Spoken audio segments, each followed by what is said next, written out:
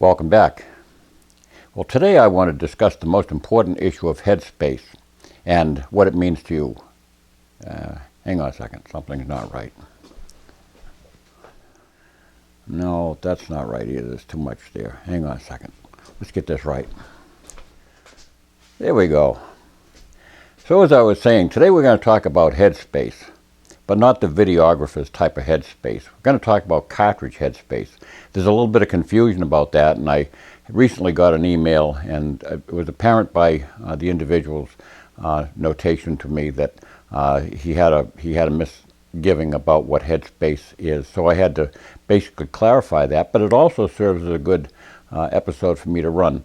So let's step over the bench here, and I'll show you exactly what cartridge headspace is. Now here's a sparkling array of different cartridges to illustrate what headspace is. And before we get into headspace, let's first of all talk about cartridge case design. Cartridge case design can sometimes mislead people into understanding the wrong thing about cartridge headspace. Well, let's talk about all the designs. There are four essential cartridge case designs that we have in various firearms. The most popular by far is the rimmed case. You might think, well, that's not really a popular case anymore because it's an old-fashioned case design. Well, it happens to be the one that's the most popular cartridge in the world, which is the rimfire case. A rimfire cartridge, which is here's the 22 long rifle. Its design is it's rimmed. Rimmed means that the rim itself is larger than the case body, and we'll talk about how that affects its function as in terms of headspace. That same design also includes such popular cartridges as the 38 Special and the 357 Magnum, the 44 Special and the 44 Magnum, and here you have a 32 Winchester Special, which is basically a enlarged mouth, a necked up version of the 30-30 Winchester, the 30 WCF as it used to be called. And you can see that in the same way that the 22 rimfire was larger at the rim, and so is the 32 Special and the 44 Magnum. Right here the rim is larger than the case body.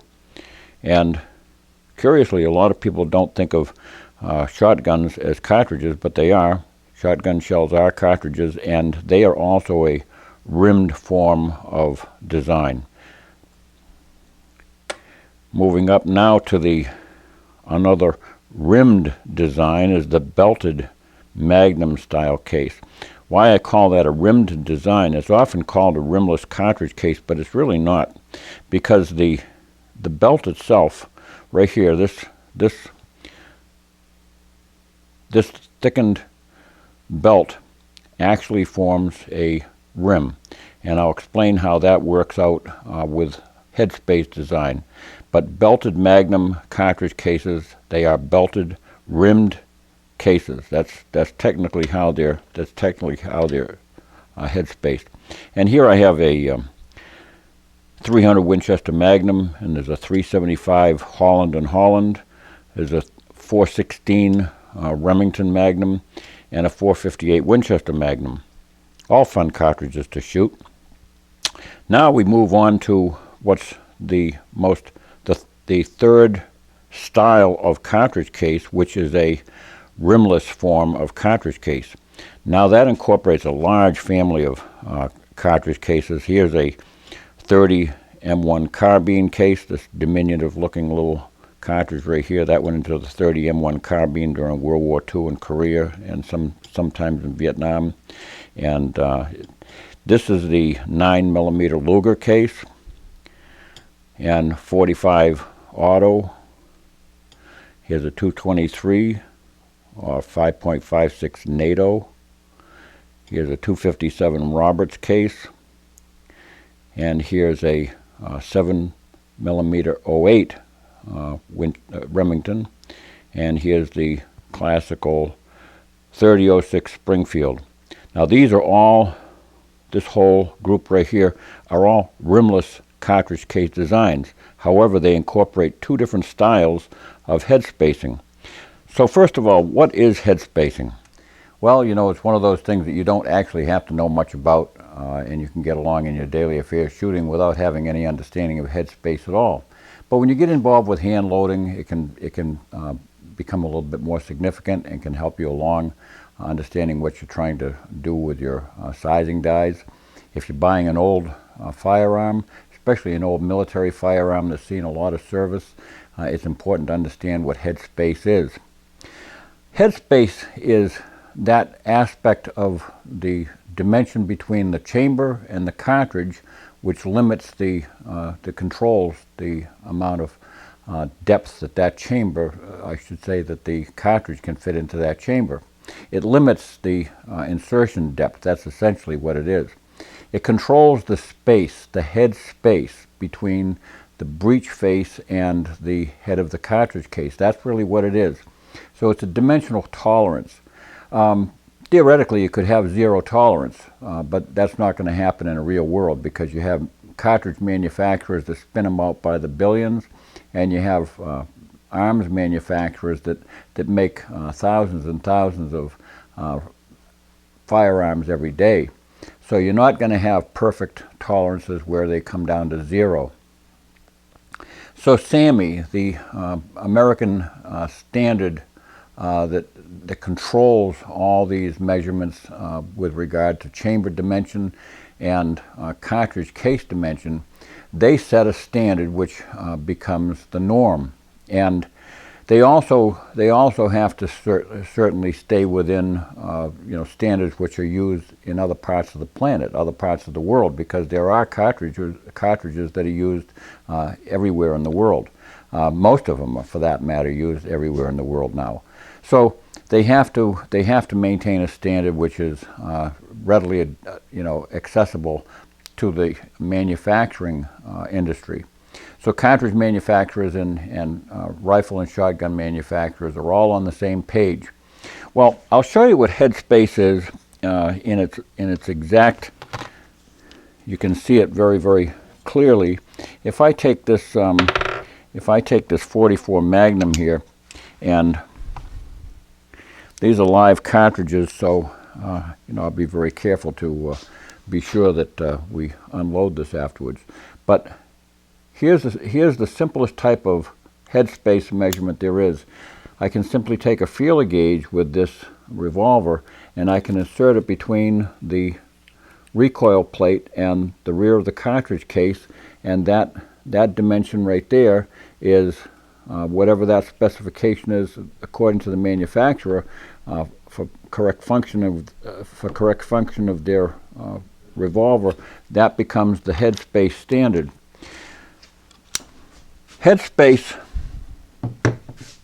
on the cartridge case is very influential in that, because the cartridge case itself is measured, the headspace is measured at the rim. There are four kinds of headspace. There's rimmed, there's rimless, there's belted, and there's straight wall rimless, which is found in most of your auto-loading pistol designs, the 45 ACP, the 40 Smith & Wesson, 9mm Luger, 380, 25 auto, all those things. Those are all straight wall or virtually straight wall. The Luger has got a taper to it, but they're virtually straight wall cases with a rimless design. Now, that gets into a kind of a confusing situation. Remember, you've got rimmed, rimless, belted Magnum, or I should say just belted, and you have rimless straight wall cases. And the nomenclature can get a little confusing because you have cases which are straight wall, and you have cases which have, let's see if I can find one. You have cases which are straight wall, and you have cases which are bottlenecked. Here you have a 458 Winchester Magnum, which is a straight wall case, the same as a 38 Special case. That's a straight wall case. This is a bottlenecked case, and its name is exactly what it implies. So you have straight wall and bottleneck, and that factors into the type of head spacing which is employed with certain types of firearms. So let's see if we can move down the list. If you have a 22 rim fire and a 12 gauge shotgun or 20 gauge shotgun, those head space on the rim, the same as a 38 special and a 44 special, 44 magnum, 357 magnum. It's all head space on the rim, and they're all straight wall cases. Now you have also the situation where you can have a 30-30 or 32 Winchester special, which is a bottlenecked case, and it is also a rimmed case. So you can have slight contradictions in terms. Sometimes people think that all bottleneck cases head space the same as they all head space the same, whereas they don't. Because even though this has got a bottleneck design, it head spaces on the rim. The thickness of the rim becomes the head space. So when Sammy sets the standard of rim thickness on a cartridge case, that's very, very important, because it's the rim thickness which determines whether or not that cylinder is going to spin freely or if it's going to cramp and be too tight. So the thickness of that rim is the head space. On a bottlenecked case head spaces on typically a bottleneck rimless case will head space on this dimension right here, the middle of the shoulder, which is called the datum line. There's a measuring point right there, and the rear of the breech face. So it's a much longer dimension. It's the longest dimension used in the industry. It's the same dimension that's used in the 50 BMG, the 3006, the 308, 223. This happens to be a 257 Roberts. They all head space between the datum line, between the shoulder and the breech face or the back of that case. So that's your rimless design. Rimless does not mean that it has no extraction groove, has no rim. Rimless means that the rim itself is the same dimension as the case body. So I'm laying this cleaning rod on it, and you can see that there's no disparity between the thickness of the width of the rim and the width of the case body. That's why it's called a rimless case. That extraction groove creates a rim, but that's not a rimmed case. That's a rimless case. And with the 32 special or 30-30, you've got a rimmed case, which you can see the rim is higher than the case body. So that's a rimmed case. So understand the differences. You have rimmed, bottlenecked, rimless, extraction groove, and all that stuff. So the rimless case with a bottleneck will head space on that shoulder. Now I'll cover the rimless straight wall design, which is evident with most of your handguns. And here again, you have a rimless design. And by the way, that happens to be 45 ACP, is the same size case uses the same shell holder as a 3006 or 308. It's that same dimension which was started by the Mauser company with the 7x57 Mauser. So here's a 45 ACP. Now, it doesn't have the limiting factor of a rim to keep it from chambering deeper, but it has the case mouth is the limiting factor. The edge of that case mouth is what prevents it from dropping into the barrel any deeper than that right there. So that's how that case is limited, is by the rim, the mouth of that case is its head spacing dimension. So you have, in this case, you have the dimension between the rear of the case or the front of the breech face to the front of that rim. That does not mean, remember, head space is what the name implies. It's a space, it's a tolerance. It can never be as tight as 0, otherwise you'll have functional problems. So how much is that tolerance? It's typically somewhere around, 5 to 10 thousandths of an inch, depending on how the tolerances tend to run. It can be said in some cartridges to run as high as 13 thousandths of an inch. Headspace tolerance, that would be very loose, and it can go probably as low as 4 or 5 thousandths, which would be on the tight side. Most manufacturers don't like to get it that tight because they're going to have phone calls with people with ammunition which won't necessarily chamber if they have some ammunition which came from a very, very large production run. So that can happen. So everybody in the industry tries to stay down the middle of the road. There's another kind of case which is very, very common, and it's based upon the British firm of Holland and Holland, a family of very, very expensive rifles. We're talking royal family stuff here. That's the kind of money that's needed to buy a Holland and Holland. The case was designed originally around two issues. First of all, they had a cartridge they wanted to be able to feed reliably through a bolt-action rifle, because up until that time, large African calibers all were rimmed cases that were used in double-barreled rifles, and those rims, the rims were difficult to feed through a box magazine. So Holland and Holland created a round that could feed through a box magazine while limiting the case by limiting the case insertion depth with a belt.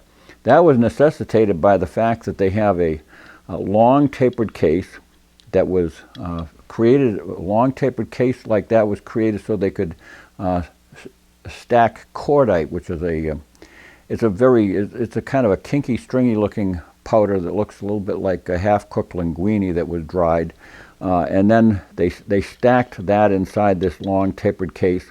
But it left, with the large 375 diameter bullet, it left hardly any shoulder whatsoever. So it was not a reliable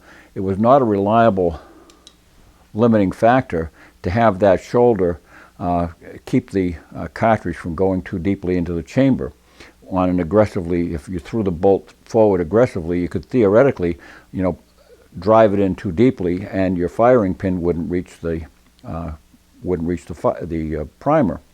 So they developed this thickened rim, which we call a belt. The belt has absolutely nothing to do whatsoever with the strength of the case, because the strength of the case is already there before the belt was there. But the belt itself becomes a rim. So it's technically, even though it's called a belted case, it's technically a rimmed case with an extraction groove. It's a very thick rim with an extraction groove. So that's how that came about. In the 50s, Winchester wanted to solve the problem of they were producing 375 rifles, but they had to produce just a few rifles each year on extra long actions, which drove the price way up. But they wanted to have a popularly priced, something a blue-collar worker could buy for a magnum. So they wanted to incorporate their standard everyday production long action rifle that could shoot a high-powered case of greater diameter. This case is considerably larger diameter than a 30-06 case, so that solved the problem of being able to incorporate a larger chamber dimension by at the same time having a shorter, a standard length action instead of this long, extra long action. But they didn't need to have the belt, but the case design was available to them, so that was a standard they stuck with. So and plus the belt looked impressive, and it was one of those things that just, it looked like the Holland and Holland type of family, so they stayed with it. And they have this deep set shoulder with the 300 H&H, and there's all the other magnums that have that same deep set shoulder. So technically it didn't need to headspace on that belt back there, but the fact of the matter was they stuck with that head spacing on the belt, which leaves the front of that case just basically dangling out in the chamber. If you have your chamber, which is a little bit on the oversize, or you have sizing dies which size your case back a little bit too far all the time, you'll squish that shoulder back too far, and then you'll end up with a situation which is called incipient case head separation. That's where you start to develop a white line that occurs about 3/8 of an inch forward, right about there, about double the thickness of that belt. Right about there, you'll see where the case at the back, the head of the case is hard brass to resist any deformation when you're chambering and extracting, but the front of the case body is softer to expand and adhere to the chamber. So where it's harder here and does not expand and adhere to the chamber, it pulls back and it stretches, and it fills the gap between the head space, between that gap between the bolt face and the case itself. It fills that gap, and that eventually, if it's too excessive, it can cause some excessive stretching here, which results in a white line that you'll see. If you see a white line on a case like that, discard the case and don't load it anymore, because it's gotten too thin. That white line is because the brass is stressed there, and that brass is very, very thin, and it could possibly crack around that, basically separate, and then you'll have gas cutting of your chamber just like a torch. And once you get that ring inside your chamber, you can't get it out. You can't polish it out because you create an excessively large chamber. So all sorts of problems. Now, that also factored in very favorably for Winchester when they came out with the 458 Winchester Magnum, because the 458 Winchester Magnum, just like the 375, couldn't rely upon a shoulder to inhibit its forward movement in the chamber. So it was beautiful. It had that thick rim, that belt, which prevented forward movement into the chamber, and they could have a straight wall design. So that worked out perfectly for the 458. It also worked out perfectly for the, let's see, I've got a 416, someplace I got here, a 416 Remington. Here we go. Here's the 416 Remington is a big cartridge, and that's, you can see it here against the, and it also uses the full length magnum size receiver, but you can see that that's the same dimension, case body and head size, but it's even bigger. It's even bigger diameter than the 375 416. So again, that served well for that particular design. And now of course we've got magnums that have a super large case body which doesn't have that belt.